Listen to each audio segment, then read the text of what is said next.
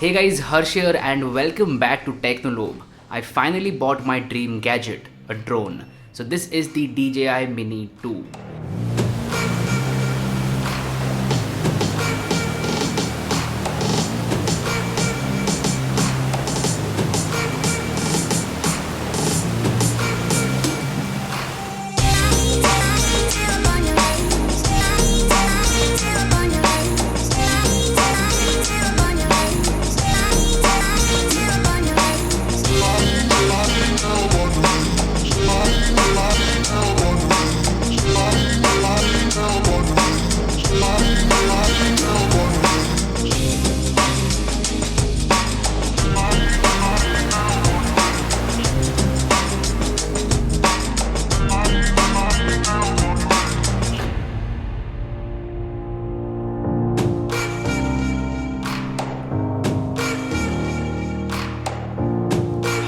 What did you think about the intro? I love shooting and editing the intro. That's one of the main reasons why I bought this drone, to get shots like those. I hope you loved watching it. So yes, finally after doing 5 years of YouTube, I was able to buy a drone and the feeling is just next level. Now I know a lot of you guys out there might have questions that why the DJI Mini 2? Why did you go with this specific drone? Well, there are two reasons for that. Number one is that this is my very first drone, so I wanted something basic which also has some good features for video shooting. The second reason is price. This drone is fairly priced. It's still a lot of money, but it is less as compared to the other drones out there. So because of these two reasons, I went with the DJI Mini 2. Now talking about the DJI Mini 2, the name is perfect. This is a very small, compact and lightweight drone. In fact, it is just 249 grams, which is 1 gram lesser than the limit. So a lot of countries require a license for your drones which are heavier than 250 grams. That's why this drone is 249 grams, like just undercutting that limit, and that is excellent. So yes, it is very lightweight and very small. Like as soon as I showed this drone to my friends, they were like, this drone is very small. Are you sure it's gonna be able to shoot some good photos and videos? Like, it's incredibly small, and that is a good thing. It won't take a lot of space in your backpack.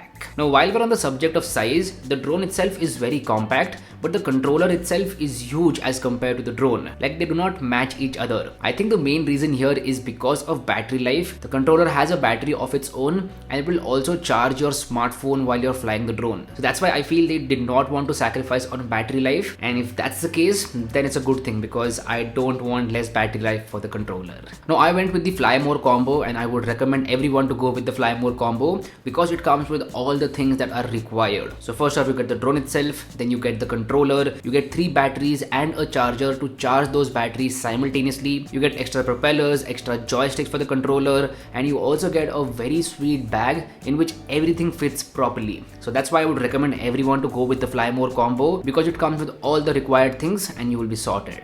Let's get to the part of actually flying the drone. How is the experience of flying the drone for first time users like me? Like, how was the experience? Well, it was pretty scary and exciting at the same time. So flying the drone is not that complicated. So there are two parts to flying. First is the drone itself, and second most important part is the controller, which is connected to your smartphone. Now inside the smartphone, you have to download the DJI Fly app, wherein you can control everything about the drone. Like, all the drone settings can be controlled inside this app itself. The controller itself has a lot of buttons. First up, you have the joysticks. The left joystick can be used to take a drone up and down, and it is also used to tilt the drone in 360 degrees. So you can go up, down and tilt the drone. The right joystick is used to move your drone in forward, backward, left and right directions. It also has a couple of controls on the back side. So on the left side, there is a wheel which can be used to move the camera up and down. So if you want the camera to look down straight, then you will have to use the wheel and it will change the degree of your camera. On the right side, you get a shutter button which can be used to click a photo or start or stop your video recording. Then the middle part is where you can keep your smartphone and connect a cable to that smartphone. So while you're flying the drone, your phone will charge as well, which is a good thing. Apart from that, there is a dedicated return to home button on the controller, which is a very important button. So when the drone is out of your sight and you don't know where it is and you want it to come back home, you can just use this button and it will return home. You can also change the mode of the drone right from the controller. So there are 3 modes in which you can fly this drone. Number 1 is Cine mode, which is the slowest. Then you have normal mode, and finally you have sports mode. So Cine mode can be used to get those cinematic shots, and it is extremely stable and slow. Cine mode is perfect for cinematic shots. Then you have the normal mode, which is a little faster, and finally sports mode, which is extremely fast. So in sports mode, you have to be very careful while taking the shot because even the slightest movement will give a jerk to the camera, and that is clearly visible in the footage. So if you want to use sports mode and get stable shots, you will have to get used to it. Like there's a learning curve to that. You have to be very sensitive with the joysticks. Now I shot most of my footage using cine mode and some of my footage using sports mode. But the footage that I shot using sports mode had to be stabilized in post-production because yes, it was a little bit less stable. Now here's one more point, stabilization. So this drone comes with a gimbal which keeps the camera stable and does a very good job at it. Having a good gimbal is a very big aspect for a drone, and this one does not disappoint in that. Like you can trust this drone to get you stable footage, and that's the main thing at the end of the day. But the camera quality itself is also very good. So if you're shooting videos, you can go up to a maximum of 4K at 30 FPS, and if you want to shoot 60 FPS, you will have to go down to 1080p. Now fun fact, the entire intro was shot in 60 FPS at 1080p and not in 4K at 30 FPS. So 1080p 60 also looks very good out of this camera. I am not disappointed at all. Obviously, you can also shoot photos with this drone. You can shoot in RAW format as well. So if you like to edit your photos in post-production, you should shoot in RAW because the photos look incredible. Here are some sample shots which I have shot in RAW and edited them in Lightroom. I feel that they look amazing. You guys let me know about the shots in the comment section down below. So in terms of photography and videography, you are sorted because the camera quality is incredible.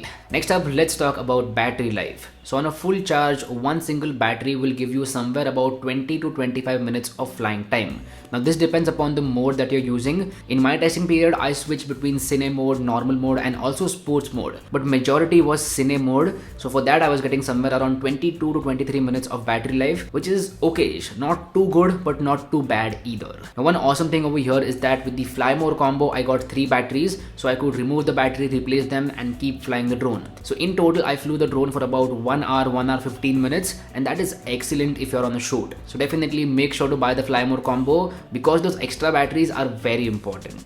Now if you want to charge those batteries, there is a dedicated charger wherein you can charge all the 3 batteries at the same time. You can use the USB Type-C port to charge up the batteries, and not only that, this is also a power bank. So if you want to charge your smartphone or any other accessory using this power bank, you can do that. There is a dedicated USB port on this battery bank which will use the internal batteries to charge up the other device. This is very smart and again convenient. DJI put a lot of effort into this drone and that is clearly shown over here. So I absolutely love this feature. Now this drone has a very big limitation, especially over here in India. You cannot fly it above 15 meters of altitude. So the maximum altitude is 15 meters and that is kind of limiting for drone shots. And it's true, it is limiting for drone shots. But as I said, this is my very first drone. I want to learn how to fly it, and for that it is actually kind of perfect. You don't take the drone too high, you learn how to fly, and yes, you do get some incredible shots at 15 meters as well. So I am okay with the limit, but yes, eventually I will switch to a bigger drone which will be able to go much higher and get better shots. Now I have been using this drone for about a week or so and the experience has been top notch. It's everything that I imagined a drone would be. I am not disappointed at all. In fact, I really like this drone. As I said, the 15 meter limit does not annoy me because this is a starting point. I might switch to another drone in 6 months or so when I get comfortable with flying. Also, I love how small and compact this drone is. That's a very big point over here. This is a consumer drone. Literally anyone can buy it and start flying in a couple of days. It won't take more than a couple of days for you to learn how to fly this drone. It is extremely simple, very intuitive, and as I said, everyone can fly this drone. So anyway, these were my first impressions about the DJI Mini 2. Do let me know how you feel about this video in the comment section down below. If you like this content, go ahead and hit that like button, and if you haven't already, please subscribe to the channel. It would mean the world to me. My name is Harsh Punjabi and I'll see you guys in the next one. Bye bye.